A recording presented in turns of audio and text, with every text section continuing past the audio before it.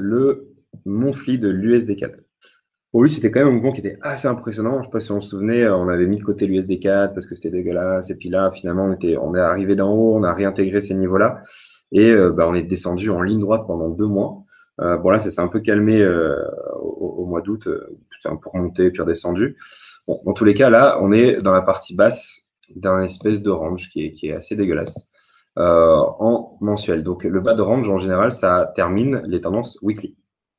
Donc, ce qui est en train de se passer ici, c'est que la tendance weekly a réagi par rapport à ce niveau, redescend, et donc là, il y a 2 possibilités. Soit la tendance weekly se poursuit, et là, comme vous l'avez vu sur le graphique, on a quand même un beau petit boulevard, soit au contraire, on va avoir un W. Alors, le W, il se matérialiserait en journalier. Donc, pour que le W se matérialise en journalier, il faudrait que le journalier réintègre ça, ce qui nous créerait du coup un beau petit W. À partir du moment où on a le W, l'idée c'est de plutôt avoir une stratégie à la hausse. Alors pour l'instant c'est pas encore le cas, donc on va gentiment patienter, mais d'avoir une stratégie du coup à la hausse si on cassait du coup le dernier plus haut. Donc l'objectif ce serait une figure en gros comme ça, et après pourquoi pas du coup retracer la récente baisse qu'il y a eu au cours des 2 mois précédents, donc le mois de juin et le mois de juillet.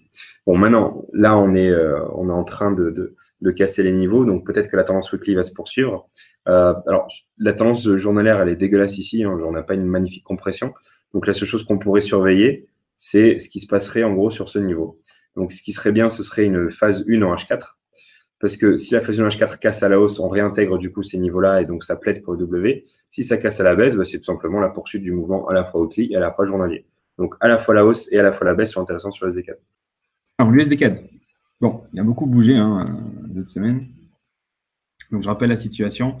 Donc, on était ici, on était dans la partie basse du range. Donc, la partie basse du range, c'est un peu tricky. C'est soit ça casse à la baisse et du coup, bon, il y a un boulevard. Soit ça remonte à la hausse et il y a aussi un super boulevard. Donc, en weekly, la vision, c'est ça. Donc, cette semaine, ça a poursuivi tout simplement la baisse qui a été entamée il y a plusieurs semaines. Et en journalier, on a ça. Donc, en journalier, on a une tendance baissière qui a commencé il y a un petit moment, qui ne ressemble pas à grand-chose d'un point de vue graphique, puisqu'en gros, ce n'est pas une phase 1. On avait ici une tendance haussière qui s'est transformée en tendance baissière. Ce n'était pas une tendance neutre. Donc, c'est une tendance, en gros, qui a commencé ici. Donc, c'est ultra inconfortable à trader. On en a quelques-uns parmi vous qui sont rentrés sur la cassure ici en H4, avec des ordres stop, notamment, sur autre chose. Bon, moi, je renouvelle ce que j'avais dit il y a quelques semaines, à savoir, on est vraiment bas et du coup, c'est vraiment compliqué de se dire, je vais commencer à rentrer maintenant. Je préfère vraiment attendre que cette tendance journalière s'arrête. Donc, bon, à part ceux qui sont déjà rentrés dedans, bien évidemment, et vous continuez à pyramider, il faut vraiment attendre que l'USD-CAD prenne un peu une petite pause pour commencer à réétudier à fond du coup les graphiques. Donc, on va attendre sur les écarts. Alors, par contre, il y a un truc qui pourrait être intéressant, c'est une remontée dans cette zone-là, à la fois pour les achats et à la fois pour la baisse. Donc, ce serait à la limite la seule chose qui pourrait nous intéresser, c'est de choper un M ici ou une cassure de phase 1 à la hausse. Là, ça pourrait être intéressant. Donc, c'est les seules choses pour l'instant sur l'USD4. Alors, l'USD4 qui a enfin arrêté sa baisse. Donc, je rappelle que le graphique weekly, il est impressionnant, voilà, il est impressionnant comme ça. Une immense baisse qui, quand on se met en monthly, on dézoome un tout petit peu. Voilà. Donc, une immense baisse qui a quand même un potentiel assez important. Le prochain gros niveau, c'est là, c'est les 1,1980. Pour ceux qui aiment bien les chandeliers japonais, et là, vous avez un creux en pince de crabe. En tout cas, c'est un niveau de support qui a été touché 2 fois dans un mois, le mois suivant, qui en plus correspond à cette zone-là, Bref, un niveau de support qui est ultra important. Par contre, si on s'affranchit de ce niveau-là, il n'y a pas de niveau de support résistance jusqu'ici. Ici. Alors, l'USD-CAD peut aussi être touché par les mouvements sur l'eurodoll. Donc, ça ne veut pas dire que s'il n'y a pas de résistance ou de support sur l'USD-CAD, ça va descendre en ligne droite. Un truc sur l'eurodoll et ça peut bousiller un truc sur l'USD-CAD. Mais quoi qu'il en soit, c'est vrai que c'est une devise, c'est une paire de devises à laquelle il faut s'intéresser, puisqu'il y a un gros potentiel. En weekly, du coup, la tendance, on en est à la 2e ou 3e plutôt impulsion, donc on s'approche plus de la fin que du début. Donc, le point de chute, en gros, ce serait ici. Donc, ce qui signifie que pour tous ceux qui ne sont pas rentrés sur les SD-CAD, c'est dans cette zone-là qu'il va falloir porter le focus.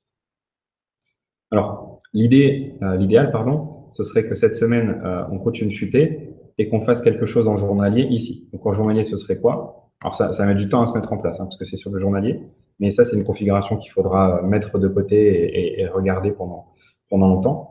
Donc, ce qu'on va chercher pour le long terme en journalier, ce serait par exemple une petite remontée, suivie d'une baisse, suivie d'une remontée. Donc en gros, un magnifique W. Ou alors un range dans la partie basse et donc de choper la cassure par le haut ou la cassure par le bas, mais la cassure par le haut sera privilégiée. Donc là, pour l'instant, le journalier, ils sont en train de s'arrêter. Alors, on n'a pas de niveau, donc même si, encore une fois, on pourrait remonter jusqu'ici, on ne va pas rentrer au milieu de nulle part. Donc pour l'instant, les dégâts, on laisse tomber, puis on attend de voir ce qui va se passer. Donc, si on remonte jusqu'ici, là, ça nous intéressera pour choper des endroits à vendre. Si ça stagne et que ça descend jusqu'au support, bon, il y aura la possibilité, parce qu'il y a quand même une petite marge de manœuvre, jusqu'à 1,19 quelque chose, de trader du coup la cassure en H4 et en bas, de s'intéresser à la stratégie long terme dont on vient de parler. Donc, résumé pour les USD-CAD, on ne fait plus rien. À part ceux, bien sûr, comme d'habitude, qui sont déjà dans le mouvement. Et donc, je vous encourage vivement à pyramider. En ce qui concerne l'USD-CAD, bon, l'idée, c'est toujours d'attendre cette zone-là. On s'y approche petit à petit. Donc, bon, ça a commencé à devenir intéressant au niveau de l'USD-CAD. On va regarder le détail en 4 heures pour voir ce qu'on pourrait faire la semaine prochaine. Donc là, on a pour l'instant une tendance haussière qui s'est arrêtée.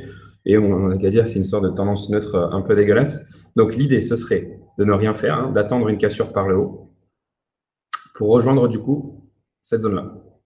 Et dans cette zone-là, l'objectif, ce sera de chercher, comme sur l'euro-dollar, un M en H4. Donc ça veut dire qu'il faudra attendre une tendance haussière en M30, puis une tendance baissière en M30, puis une autre tendance haussière en M30.